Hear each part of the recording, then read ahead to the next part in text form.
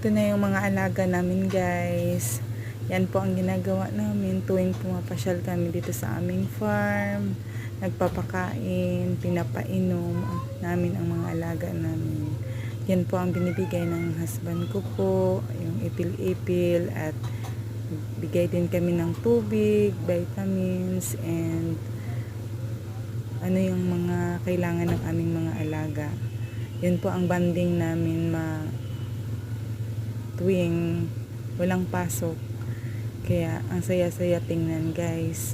Pag wala tayong mga gawin, hindi na lang tayo magpunta sa mall. Kailangan natin na maghanap ng paraan para mapakinabangan yung time natin ng maayos at hindi yung masayang lang at hindi pa tayo makagastos ng malaki.